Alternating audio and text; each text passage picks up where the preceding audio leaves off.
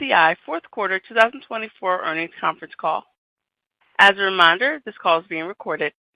At this time, all participants are in listen-only mode. Later, we will conduct a question-and-answer session where participants are requested to ask one question at a time, then add themselves back to the queue for any additional questions. We will have further instructions for you later on. I would now like to turn the call over to Jeremy Ulan, Head of Investor Relations and Treasurer. You may begin. Thank you. Good day and welcome to the MSCI fourth quarter 2024 earnings conference call. Earlier this morning, we issued a press release announcing our results for the fourth quarter 2024. This press release, along with an earnings presentation and brief quarterly update, are available on our website, msci.com, under the Investor Relations tab. Let me remind you that this call contains forward-looking statements which are governed by the language on the second slide of today's presentation. You are cautioned not to place undue reliance on forward-looking statements, which speak only as of the date on which they are made, are based on current expectations and current economic conditions, and are subject to risks and uncertainties that may cause actual results to differ materially from the results anticipated in these forward-looking statements. For a discussion of additional risks and uncertainties, please see the risk factors and forward-looking statements disclaimer in our most recent Form 10-K and in our other SEC filings. During today's call, in addition to results presented on the basis of U.S. GAAP, we also refer to non-GAAP measures. You'll find a reconciliation of our non-GAAP measures to the equivalent GAAP measures in the appendix of the earnings presentation. We will also discuss operating metrics such as run rate and retention rate. Important information regarding our use of operating metrics such as run rate and retention rate are available in the earnings presentation. On the call today are Henry Fernandez, our Chairman and CEO, Baer Pettit, our President and COO, and Andy Wiechmann, our Chief Financial Officer. Lastly, we wanted to remind our analysts to ask one question at a time during the Q&A portion of our call. We do encourage you to ask more questions by adding yourselves back to the queue. With that, let me now turn the call over to Henry Fernandez. Henry? Thank you, Jeremy. Good day, everyone, and thank you for joining us. In 2024, MSCI delivered strong financial metrics that once again demonstrated our scale and leadership in servicing the global investment ecosystem. For the full year, we achieved organic revenue growth of almost 10%, adjusted earnings per share growth of 12.4%, and free cash flow growth of 21%. We also repurchased $810 million worth of MSCI shares for the full year. During the fourth quarter and through yesterday, we repurchased over $425 million worth of MSCI shares in alignment with our shareholder-centric capital allocation policy. In the fourth quarter, our operating metrics included organic subscription run rate growth of 8%, excluding FX headwinds, and 7% on a reported basis, asset-based fee run rate growth of 15%, and a retention rate of 93%. Our ABF run rate growth was driven by higher average AUM, aided by the highest quarterly cash inflows into equity ETFs linked to MSCI indices since the end of 2021, at more than $48 billion. Among client segments, we also had a strong quarter with hedge funds and wealth managers as we grew our firm-wide subscription run rate growth by 15% and 12% respectively, excluding FX. While active asset managers continue to face cyclical pressures, we posted 5% growth in subscription run rate, excluding FX, and a 94% retention rate with this segment. In my remarks today, I will focus on three areas in particular that demonstrate the success of our strategy: index, wealth, and fixed income. In index products, the ecosystem linked to MSCI indices remains central to global investing. And in Q4, we saw a number of milestones. Last month, for example, one of our large asset manager clients launched a new ETF linked to an MSCI climate index with a record-breaking seeded investment of $2.4 billion from one of our large pension fund clients. This highlights the prominence of our indices, the network effect among our clients, and the continuing demand for climate-related investment products. Clients increasingly want specialized portfolio construction tools while aligning with the frameworks, classification systems, and rules-based methodologies that MSCI has established as standards. This has fueled demand for MSCI's custom index capabilities, including the Foxberry F9 platform, which is now being fully integrated into our product suite. We also completed large index deals with two of the world's top investment banks, which Bear will discuss shortly. In the wealth segment in Q4, we achieved 12% subscription run rate growth with wealth managers, excluding FX, with a total wealth subscription run rate of $116 million. We also saw direct indexing AUM based on MSCI indices increase by 31% to nearly $130 billion. MSCI Wealth, a new MSCI brand, is helping wealth managers attract AUM by enabling them to build scalable, personalized, and outcome-oriented portfolios. Our client engagement levels with wealth managers are now higher than ever, as I have seen firsthand in meetings across Europe over the past month. MSCI's progress in wealth also reflects the benefits of our long-term investments, including in our data and technology and a laser focus on evolving client needs. In fixed income products, during the fourth quarter, we drove fixed income run rate growth of 15% across all of our product lines, which is now $104 million.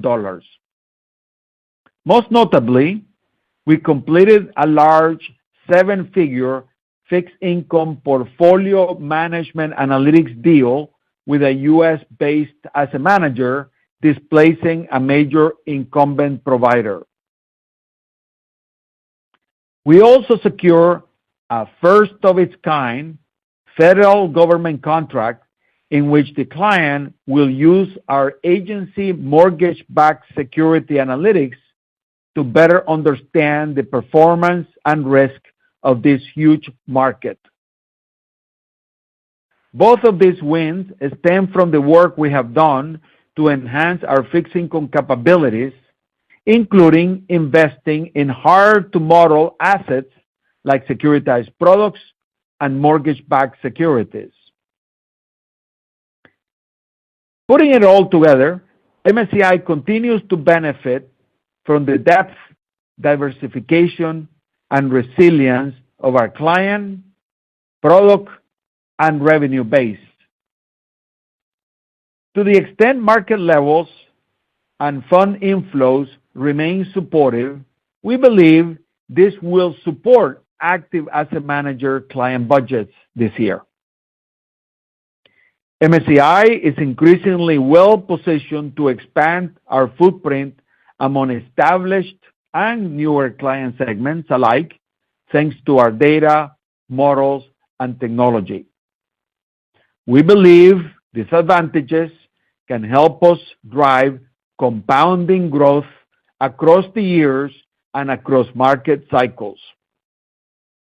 And with that, let me turn the call over to Bear. Bear? Thank you, Henry. Greetings, everyone. Given our focus on client segment growth, I'd like to use this opportunity to review our progress in the fourth quarter, which highlighted the broad reach of our solutions and the underlying strength of our all-weather franchise. I will start with wealth managers, where MSCI's recent investments have helped us build significant momentum across product lines. In Q4, we achieved firm-wide subscription run rate growth of 12% among wealth managers, excluding FX, bringing our total subscription run rate with that segment to $116 million. We also delivered 14% subscription run rate growth among wealth managers in analytics, excluding FX, which now totals over $25 million. In addition, we closed a large enterprise deal for the MSCI Wealth Manager platform, formerly known as Fabric. MSCI Wealth Manager has positioned us to support a wide range of use cases, including proposal generation, model portfolio construction, and home office account management and monitoring. These use cases extend to ESG and climate. In Q4, we achieved 28% climate run rate growth among wealth managers, which totals $7 million. We drove 67% ESG and climate recurring sales growth among that segment, which was $3 million. Turning to hedge funds, we achieved 15% subscription run rate growth, excluding FX, including our best ever Q4 recurring sales, driven by 46% recurring sales growth among hedge funds in index. We completed large deals with several multi-strategy hedge funds, including conversions of a one-time float data sales into recurring subscription deals. These conversions showcase the value of our product as well as the growing liquidity of MSCI index-linked products. Moving on to banks and broker-dealers, we delivered 7% subscription run rate growth, excluding FX, across product lines, with particular strength from index, where new recurring sales for the segment was over $7 million in Q4, growing almost 39%. In two of our most notable index business wins, we expanded our relationships with a pair of large investment banks in the Americas. As part of these deals, the bank's trading desks will use MSCI index data to support their origination of OTC derivatives and structured products and for Delta One use cases. Such examples confirm that market participants are increasingly using our content to enhance their research, risk management, and alpha generation strategies. If we look at asset owners, MSCI achieved 11% subscription run rate growth, excluding FX, including almost 40% recurring sales growth in Q4 among asset owners in index.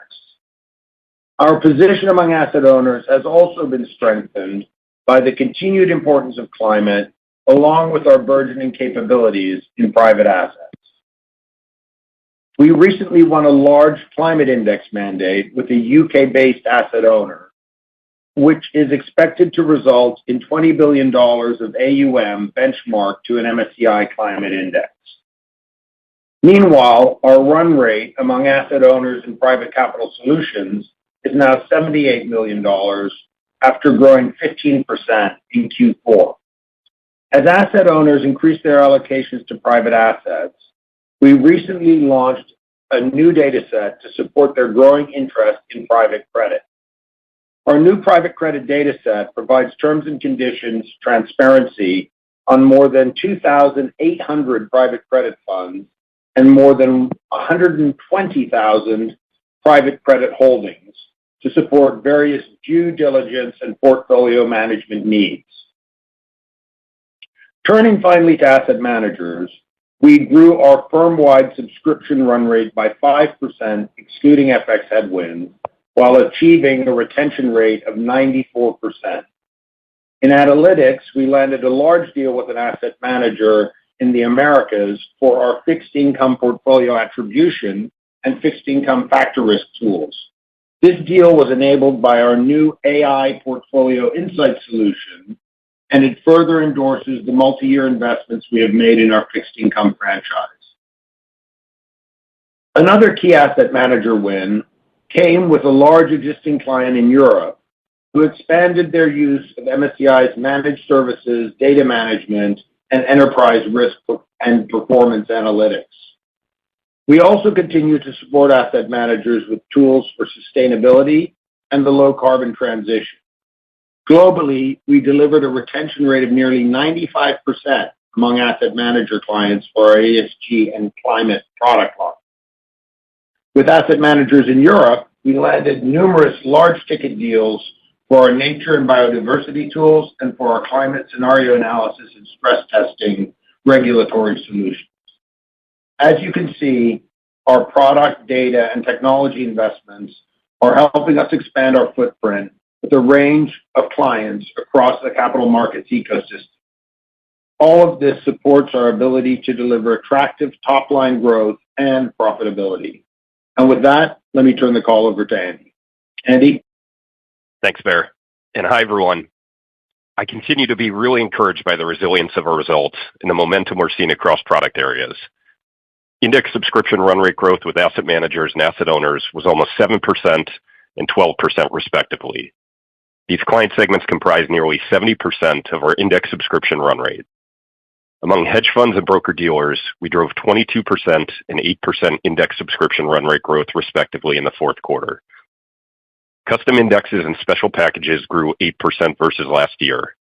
Within the category, our custom index subscription run rate growth was mid-teens, while we had a lower contribution from special packages. And the overall retention rate in index was 95%, with a retention rate of almost 96% with asset managers.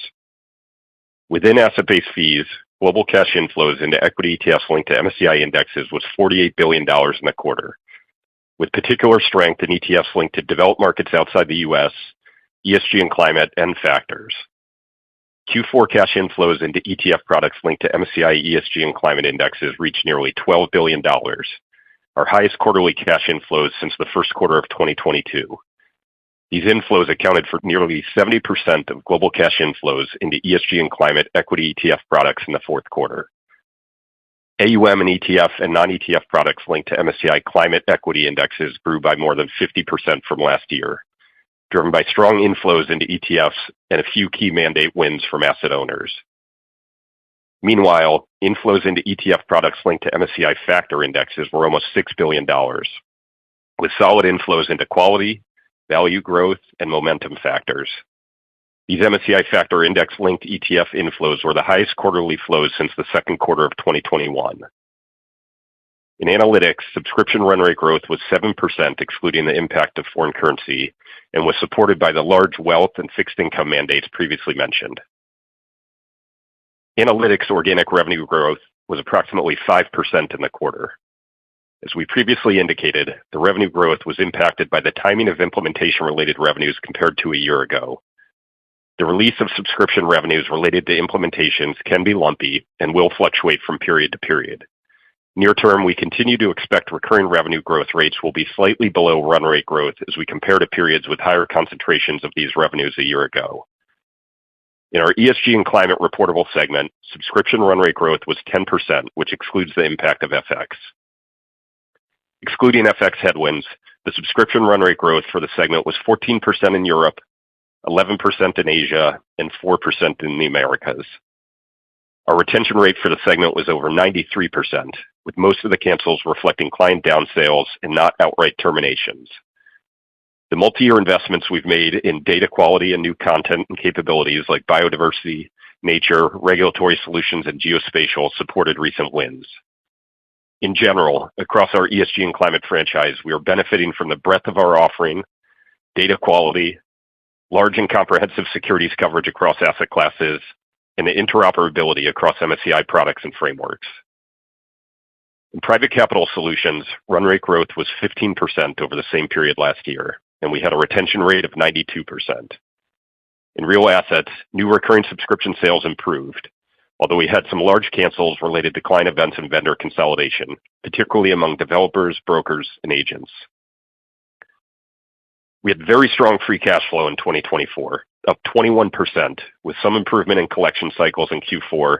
Our capital position remained strong, with gross leverage of 2.6 times 2024 EBITDA, and we continue to be laser-focused on continuing to create value through disciplined capital allocation. Turning to our 2025 guidance, which we published earlier this morning, our expense outlook assumes gradually increasing market levels throughout the year and reflects the ongoing reinvestments we make back into our business to fuel future growth and efficiencies. As we've seen in previous years, we expect adjusted EBITDA expenses to be about $35 million higher sequentially in Q1 2025 compared to Q4 of 2024, mostly driven by elevated compensation and benefits-related expenses. Our CapEx guidance reflects our investments in software development across most parts of the business. Free cash flow guidance reflects higher cash tax payments in Q1, some of which we deferred during 2024. As a reminder, our 2024 free cash flow reflected cash tax timing impacts, of which about $30 million is resulting in elevated payments in 2025. Our interest expense guidance assumes our current debt levels and does not assume additional financings. We expect our Q1 effective tax rate to include a benefit from discrete items. Beyond Q1, we expect a quarterly operating effective tax rate of 19% to 21%. We're looking forward to an exciting year ahead. Our financial success and investments from 2024 provide a strong foundation for us to drive further growth in 2025.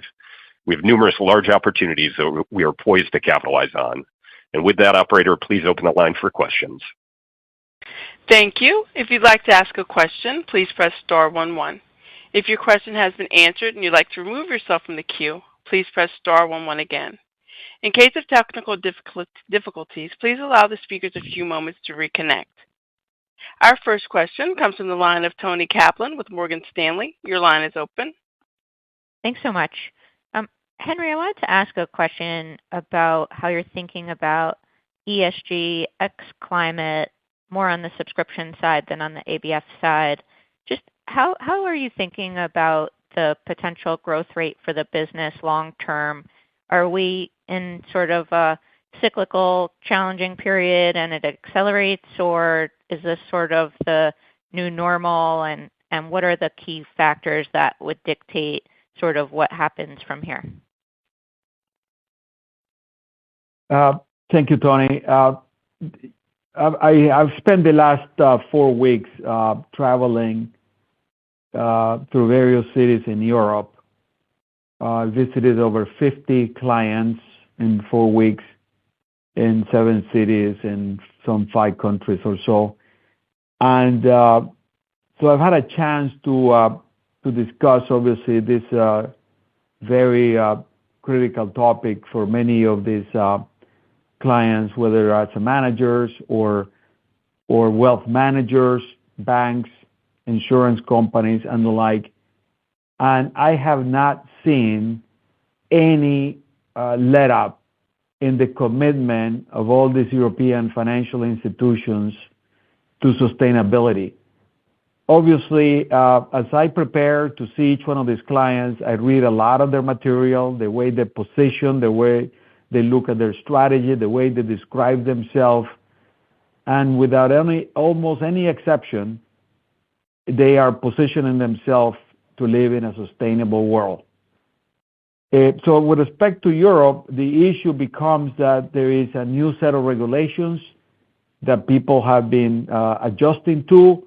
They're rebranding their products, and therefore there's been a little bit of a pause in launching a lot of new products. But it'd be very hard to believe that European investors, whether retail or institutional investors, will move away from their ingrained habits of investing according to sustainability principles. With respect to our product line, the product line needs to evolve from simply ratings and a report on ratings to the underlying data, the underlying information, the materiality of the signals that ESG presents, for their investment process, etc. So therefore, the demand is there. Obviously, the hiatus and cyclical downturn is still here, but I don't see any. But we also have to evolve and transform our product line to meet that demand.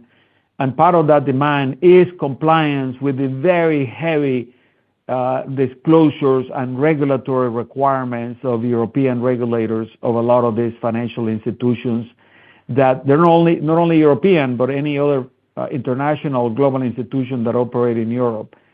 So I'm pretty bullish on the opportunity there. We're beginning to see a lot of this early days, but we're beginning to see a lot of this in Asia Pacific, with a lot of new regulations in Australia, in Japan, in Hong Kong, in Singapore, etc. So that's important. In the U.S., I think that obviously the new administration is not focused on sustainability, is not focused obviously on climate, and therefore we have to see how that evolves. But importantly, a lot of our clients in the United States have come to the view that sustainability and climate impact in their portfolio is here to stay, and it's a secular trend, whether person A is president of the United States or person B is president of the United States. So I think that a lot of this will move in the United States from the governmental sector to the private sectors, where it should belong to begin with, in people looking at their portfolio and the materiality of these factors in their portfolio. So I think it may take time, but it will come back and the demand will be there. Of course, as we have noted in our disclosures, we have been reevaluating our targets, our long-term targets, and at some point, hopefully at some point during the year, we will be putting that in the marketplace, but we don't know yet what those be, because obviously this has been a little bit of a moving target. Thank you. Our next question comes from Manav Patnaik with Barclays. Your line is open. Thank you. Andy, I just wanted to follow up on your comment on the exciting year ahead, and I was hoping you could just contextualize that a bit with the environment. So, this time last year you talked about elevated cancels and then lower budgets following kind of a weak, market period for your large clients. So, from where you stand today, like, how do you look at the cancels, and what are you hearing on the new budget environment, please? Sure. Yeah. So in general, as we've talked about, rising markets are supportive for clients both on the sales and cancels front. The momentum we've seen in equity markets and overall confidence in the sustainability of market levels is constructive to buying behaviors in certain areas, notably in the U.S. And so we have seen some encouraging signs. On top of that, my excitement is coming from all the innovations we continue to make. And so we are getting traction in key areas across custom indexes, solutions in front office analytics insights, many of our private asset solutions, and areas in climate. And so we continue to be very excited about the outlook there. Generally speaking, the environment is somewhat more constructive, and we are seeing a pickup in the pipeline in spots. There are some spots where we still see pressure, and it will take some time to fully rebound. We do see some lingering pressures on active managers, particularly in Europe. But overall, we're seeing a shift in the dynamic. On the point of cancels, as you know from last year, we did have a concentration of cancels related to some big client events. We don't expect the same level of cancels in the first quarter here as a year ago. As I mentioned, rising markets should be somewhat supportive for clients, and we will still see some lumpiness and lingering noise. But overall, we're seeing encouraging signs in areas, and the market environment is constructive across many areas. And as you know, and as I've mentioned before, you shouldn't focus too much on any one quarter.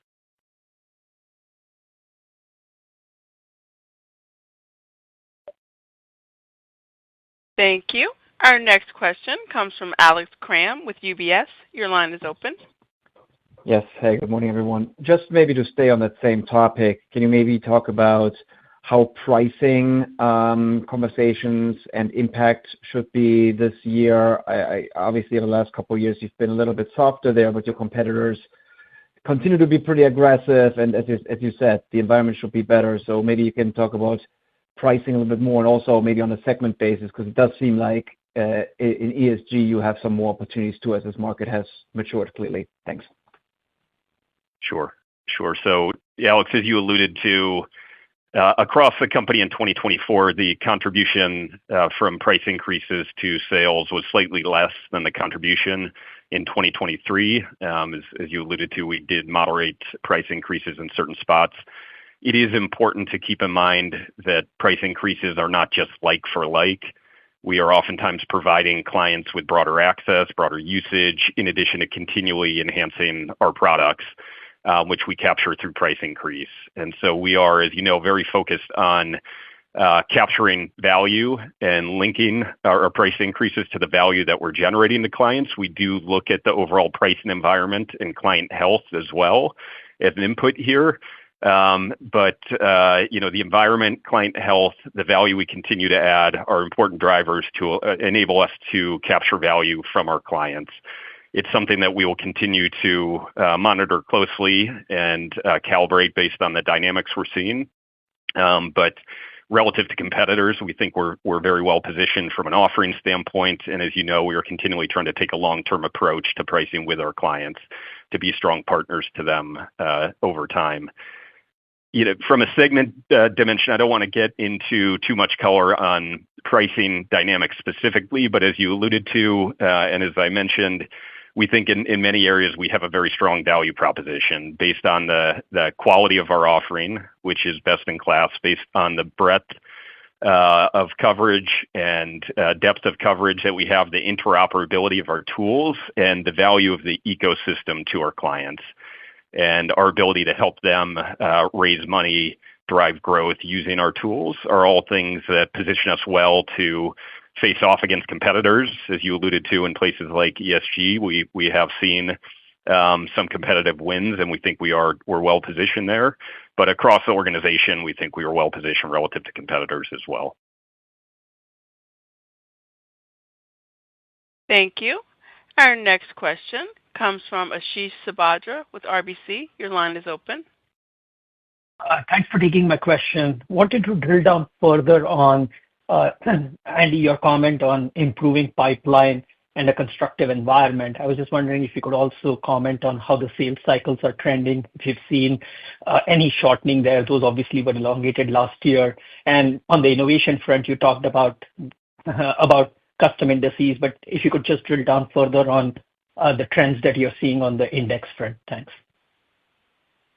Sure. So as I alluded to, elevated markets and AUM levels are constructive to confidence. They're translating through to, in many places, higher revenue for asset managers, and that's constructive to budgets and buying behavior. I'd say the dynamics are very nuanced by geography, by client, by segment. Although those things do work through to sales ultimately, and in terms of the sales cycles, we see some improvement there, but in many areas it continues to be long. As I alluded to earlier, the dynamics are slightly different between the U.S. and Europe. But overall, we are seeing constructive trends in general and in the U.S. in particular. We are seeing, as you alluded to, momentum across other client segments as well. And so areas like hedge funds, areas like wealth managers, asset owners, these are all areas where we've grown at solid growth rates and delivered solid growth rates in the current quarter. And so the dynamics can be slightly different in those areas. I'd say it's something that continues to evolve, and I think we are capitalizing on many of the innovations that we are generating. As I alluded to, and you asked about on the custom index side, within that custom index subscription line, the growth in custom indexes was mid-teens.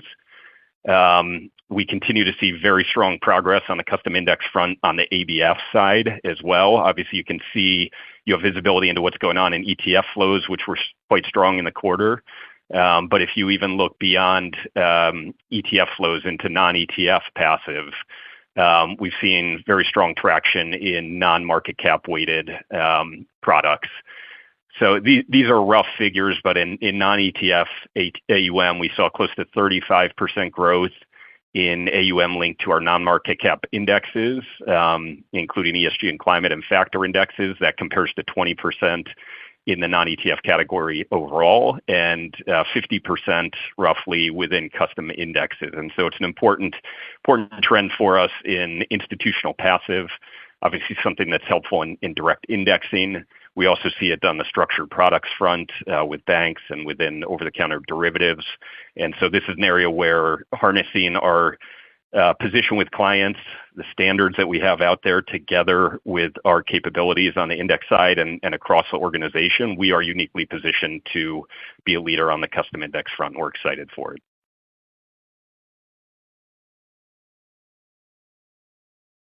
Thank you. Our next question comes from Alexander Hess with JPMorgan. Your line is open. Yes. Hi, everybody. Just to go back to the sort of the overall discussion of the trends in the subscription business. As it stands, organic subscription run rate growth of 8% in the quarter, a couple quarters of growth of about that level. Obviously MSCI hasn't been an 8% grower in its history. How do we get that cycle to turn? How are you thinking about when that inflection might occur? Can you help us just dimension how close we are to potential reinflection, reacceleration? Sure, Alex. Yeah, as you know, we've gone through a dynamic environment over the last couple of years. There have been a wide range of competing dynamics across client segments, across product areas for us that have all fed into that overall subscription run rate growth. Sitting here looking forward, we continue to be, as I mentioned, excited about the opportunities in front of us. In the short term here, there's going to continue to be some noise, as I alluded to, as we see pressures working through the system. We see some of the lingering impacts of the outflows and asset management over the last couple of years. We see lingering impacts from some elevated client events that have worked through the system. You can see in areas like index, we've seen a bit of momentum, obviously a strong quarter from recurring sales and recurring net new standpoint. As I alluded to, we are seeing traction in some of those key growth areas, both from a client segment standpoint as well as from a content area standpoint. That combined with some of the big secular opportunities, which we think we're well positioned to capitalize on in areas like wealth management. We're relatively small today, but growing at a healthy growth rate and have a differentiated value proposition there, as well as in areas like PCS and the private asset space in general, and then areas like fixed income and on the analytics side. We think we've got attractive opportunities in front of us that will help us fuel higher growth in the future. Thank you. Our next question comes from Owen Lau with Oppenheimer. Your line is open. Good morning, and thank you for taking my question. Could you please talk a little bit more about your analytics segment? It looks like the runway came down a little bit from last quarter, and I think you talked a little bit about the timing of subscription revenue in your prepared remark. Could you please expand a little bit more on the driver of that, and how do you see the outlook going forward? Thanks. Sure. Yeah, Owen, it's a good question. Let me actually take it in two parts. One, I'll focus on the subscription run rate growth, which, if you exclude FX, was relatively consistent from the prior quarter. I think it was around 7.1% organic subscription run rate growth in the third quarter, 6.7% in the fourth quarter, so both around 7%. The stated number was lower, so it did look like it dropped, but that was driven by a meaningful FX impact on the run rate, which, as you know, FX impacts adjust the run rate immediately. So the appreciation in the US dollar relative to areas like the euro and the pound translate through to a drop in the stated run rate. But as we alluded to, the organic run rate has been relatively steady. And we continue to see good momentum in areas like, as we called out, fixed income, wealth. Our insights offering continues to open new doors for us and create upsell opportunities. It's helping to improve the customer experience, bring scale to our clients, and help them be more efficient within their large and complex workflows and adding additional value. So we continue to be excited about the momentum we're seeing in these key growth areas in analytics.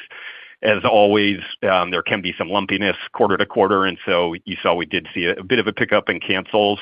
That's to be expected as some of the noise that we've seen across the company and other segments is hitting analytics. But overall, we continue to be encouraged by the momentum we've seen in analytics. On the revenue front, as you alluded to, the revenue, as we mentioned in prior quarters, was impacted by the timing of implementation-related revenues. So the revenue was slightly below run rate growth. The revenue growth was slightly below run rate growth in the quarter. And this was as a result of a lower contribution from implementation-related revenue releases, which is in line with what we expected. In the comparable periods a year ago, we did have a large amount of implementation-related revenue. So when we compare to those periods, the growth rate looks a bit lower. We do expect in the very short term here that this will continue. So we expect the revenue growth to be slightly below the run rate growth in the next quarter. But I would focus on the run rate growth more generally as a sense as to the direction and trajectory of the segment. And as I mentioned, we continue to be excited there. Thank you. Our next question comes from Kelsey Xu with Autonomous. Your line is open. Hi, good morning. Thanks for taking my question. So in private assets this quarter, I think we've seen declines in both retention rates and net new sales. Was wondering if you can provide a bit more colors on that. I know you touched on it in the prepared remarks. And for private capital solutions, I think at the time of the acquisition, you talked about accelerating revenue growth from mid to high teens to 20%. So we're just wondering what's the timeline to achieve that target? Thanks. Sure. Hi, Kelsey. So yeah, and maybe I'll look at PCS separately from real assets because the dynamics are different, as you know. And this is the first quarter when we are reporting the two together here. And so it's worth dissecting them individually. On PCS, as you alluded to, we did see a slight slowdown in subscription run rate, but pretty steady growth at 15%. The sales and cancels can be a bit volatile, and we did see a bit of softness in the recurring net new in the quarter. Although we are having good traction in landing new logos to the segment, we're seeing good traction with both asset owners and managers, and asset owners where MSCI is, I think, bringing some opportunities with large organizations that are MSCI clients and not fully leveraging the Burgiss offering or the PCS offering.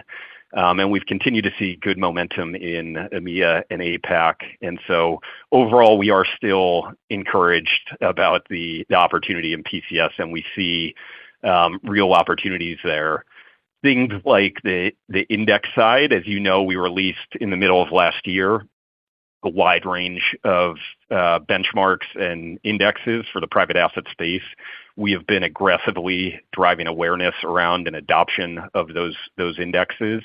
And those are things that over time will also lead into additional sales of not only our indexes, but our content more broadly. And there's a whole host of new innovations and content sets that we're releasing around private credit, around additional data insights, both of which we're leveraging AI to unlock, that are creating robust opportunities for us. But as I said, it will be sales and cancels can be a little bit volatile quarter to quarter. But overall, we continue to be encouraged about the opportunity within PCS. In real assets, we did see the same overall dynamics that we've been seeing for the last several quarters. We were impacted by one large down sale with a client that has been feeling real pressure. We also felt some pressure, as I alluded to in the prepared remarks, with brokers and agents. That's translating through to softness in our data and property intel products. We are still seeing decent momentum in areas like our index intel, which gives market insights. We have started to see some very early signs of improved traction in capital coming back into the space. We're seeing institutional money start to come back in the Americas and Europe, and we hope that is an early sign of transaction activity coming through at some point in the future and a pickup in activity. In the fourth quarter, we really saw just a continuation of the trends that we've seen, with probably an outsized contribution of cancels and what we would expect to see just from a couple big items. Thank you. Our next question comes from Scott Wurtzel with Wolfe Research. Your line is open. Hey, good morning, guys. Thank you for taking my question. Wanted to ask on the wealth segment. The growth has been pretty strong there, and just wanted to see if you can kind of share what sort of your strategic roadmap and priorities are for that opportunity as we move throughout 2025 to potentially try to maintain that elevated run rate growth. Thanks. Sure. I think there's clearly an opportunity across all of our product lines. Some of those are in existing use cases across indexes and benchmarking, and in other of our standard data used in the investment process. We think we have much more significant opportunities to help with the scaling of wealth portfolios, and the balancing act of central control of risk, of portfolio construction, with giving advisors insight and actionable tools. We think there's an enormous opportunity there. In fact, even just as Henry and I crossed the Atlantic in opposite directions. I spent the last few weeks in New York, and a lot of my meetings were with the large wealth players. There is a significant need for improvement in, I would say, both the analytical environment for the CIO office or the product control groups at the center, and for better tools for advisors. There's a lot of legacy systems that stand in the place of that. I think we have a generalized opportunity across all of our content, including, there's enormous amounts of discussion and now action of moving more private asset products into the wealth segment. There's daily news about that we all read.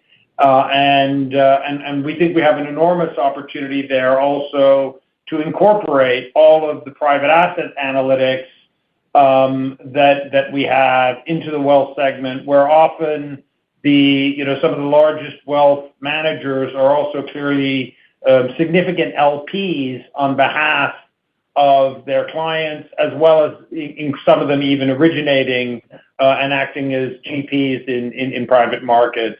Both of those create opportunities for us. I think the key point that I would say is, we've got very high levels of engagement. I've been in some of those meetings myself, and I think what we'll continue to see, we have attractive growth rates. I think as some of our solutions start to get traction, I hope and believe, and this is our plan, that we get a virtuous circle where our credibility becomes earned as a serious player in the wealth segment, which I think we have all the capabilities to deliver. I'm quite confident that, as we look forward into 2025, that this will be a really, really important year for us in wealth, and we will see both more significant deals with larger players, and we will establish ourselves with a great deal more credibility as a provider of solutions, data, and content to wealth managers. Thank you. Our next question comes from Craig Huber with Huber Research Partners. Your line is open. Great. Thank you. Can you guys focus on AI here for a few minutes? Be curious if you can give us some concrete examples about where you're particularly excited, where AI can help you on the cost efficiency side. Maybe also give us some examples of major beneficiaries on the revenue side, where enhanced products, and long term, do you think that'll help you on the pricing side of things? You'll charge more for AI enhanced products. Thank you. Sure. So let me take those in order.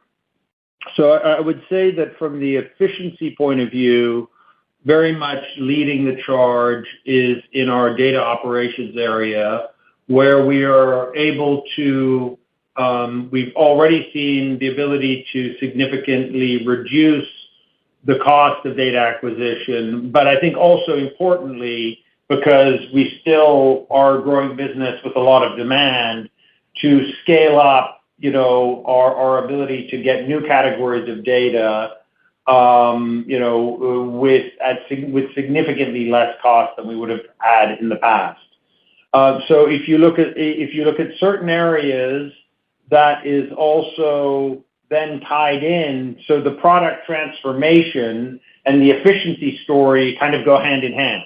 So at present, for example, we've embarked on a scalable sort of mapping of private credit data using AI, which would simply have taken us, first of all, a lot more time. We would have had to hire a lot more humans.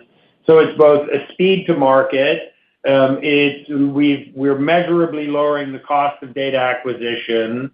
And extremely importantly, we're going to be able to build more attractive products and analytics on the back of that much more quickly.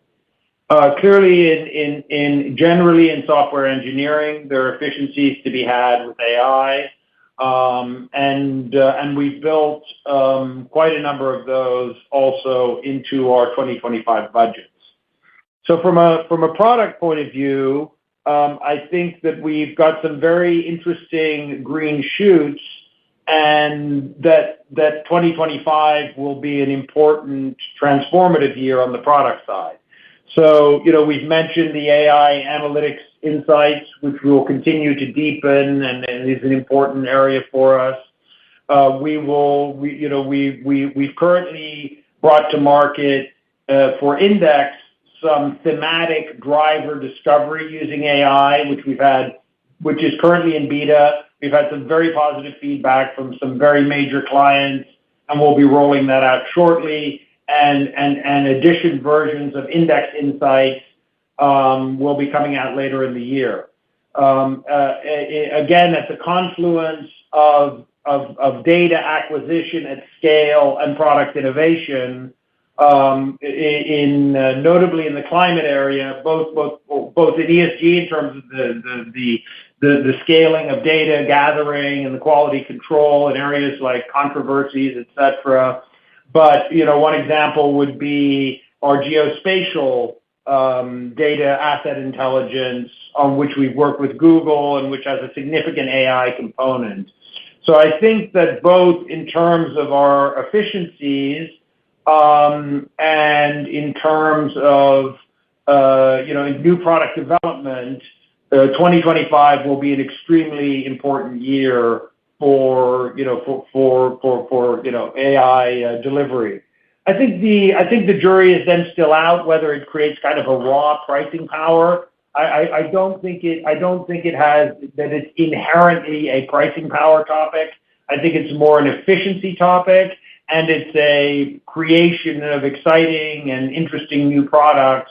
But I think it's not entirely clear if it's in a strict sense a pricing power thing. But I think it will be a massive innovation engine, and that should help us drive sales and growth. Thank you. Our next question comes from Faiza Alwy with Deutsche Bank. Your line is open. Yes, hi. Thank you.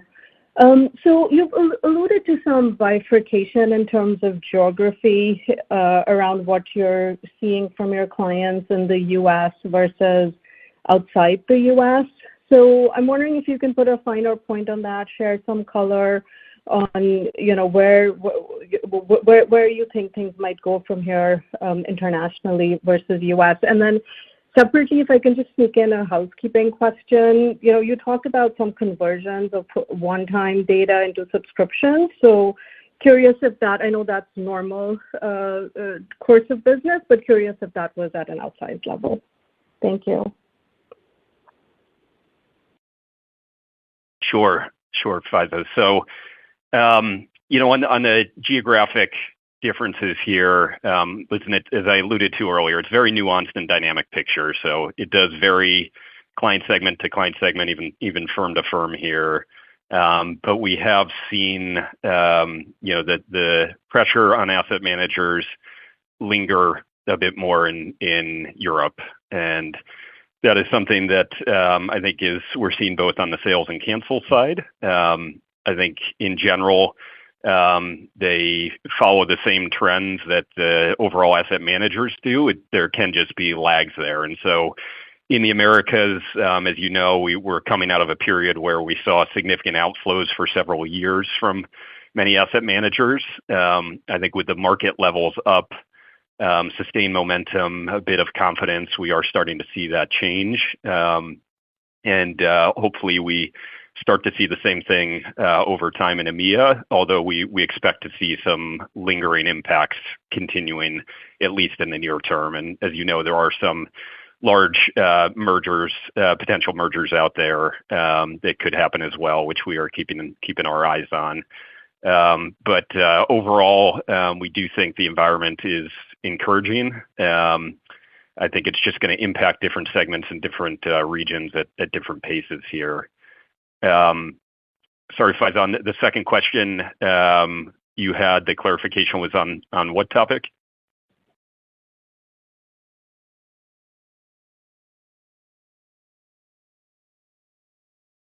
Well, I think we lost her. Well, I'll follow up with you, Faiza, on the housekeeping item. Oh, the free float data sales. Yeah, apologies for that. So, we do have, from time to time, it's part of our business. Oftentimes we will sell our free float data package on a one-time basis. And clients, when they get a handle on it and how to use it and the value they can derive from it, will convert to a ongoing subscription. And so that is something that we saw in the quarter. I wouldn't call it out as a significant item in the quarter. It's something we have seen in prior quarters as well, and it's part of our business model and part of our trend here. And I think there are a number of data offerings that we have where we can get in the door with clients sampling the data and then turn it into an ongoing relationship. So I wouldn't call out any outsized impact in the quarter from that. Thank you. Our next question comes from George Tong with Goldman Sachs. Your line is open. Hi, thanks. Good morning. I wanted to go back to new subscription sales and cancellation trends. You had expected cancellation trends to normalize and improve in the fourth quarter on a year-over-year basis. Can you elaborate on areas that may have surprised the upside or downside in the quarter with respect to cancels and also new sales, and when you expect net new recurring subscription sales to inflect the positive growth? Yeah, sure. I mean, I touched on a lot of this earlier and don't want to be too specific about trajectories or inflection points other than just to highlight that we are seeing encouraging signs, and you do see, as I alluded to earlier, pretty strong quarter on the index subscription front, both on the sales and cancel side. Listen, I wouldn't say there were any dramatic surprises. I think cancels in Q4 came in generally in line with what we had mentioned and what we were expecting. We do see lingering impacts, elevated level of client events and budget constraints You can see there were elevated cancels in areas like real assets, which we've been seeing and expected. You saw retention rate was pretty solid in ESG or pretty consistent in ESG and climate at just above 93%. That stabilized over the prior quarter, but there are certain areas in ESG and climate where we have seen some elevated cancels, like with corporates and corporate advisors. And analytics, just by its nature, tends to be lumpy, and we oftentimes do have elevated cancels in the fourth quarter, just given client renewals. And so I'd say the dynamics we saw were pretty much in line with what we expected. We continue to be encouraged by the outlook, but expect some lingering noise and impacts and probably some elevated degree of cancels from the factors that we've seen. Thank you. Our next question comes from Russell Quelch with Redburn Atlantic. Your line is open. Yeah. Hi, good morning. Just wanted to ask a question on the partnership with Moody's in the ESG segment. Wonder what you're doing with the new data capabilities you talked about on the private side, given you now have access to their Orbis database. Is this already something where you're seeing an impact on sales growth and product opportunities? I also wondered, is there an opportunity to increase the scope of this partnership? Yeah. So the announcement that we made, I think last summer, had three components to it. The first component was that Moody's Analytics, not the Moody's Investor Services, the rating agencies, but Moody's Analytics, would be subscribing to a lot of our ESG data to be able to package it with their products and sell it to their clients, which are a lot of them are banks and insurance companies. So that was one part of the announcement, and we have already started doing a lot of that. The second part of the announcement was that we had entered into a contract with Moody's that we will use their Bureau van Dijk data, the former Bureau van Dijk database, to create ESG scores on a large number of entities that are sitting in that database. I think it's probably going to be over 100 million entities with ESG scores that can be, again, combined with their products and our products. The third part of the announcement was an intention. The first two were the actual deeds, right? The third part of the announcement was an intention to work together, on private credit. And of course, as you know, Moody's is very strong in credit analysis, in probabilities of default, and the like. And we're very strong, obviously, in a lot of databases and a lot of risk analysis and performance analysis of individual instruments in private credit and in funds. So the idea here is to explore the possibility of joining forces with those two complementary capabilities. Obviously, we're still talking, we're still working through things, and if there is some kind of agreement of that, it will be in due course. So I think that it's early days with respect to the synergistic revenues associated with this, both from their side and our side. And obviously, we'll report more as we see an upswing in a lot of this. Thank you.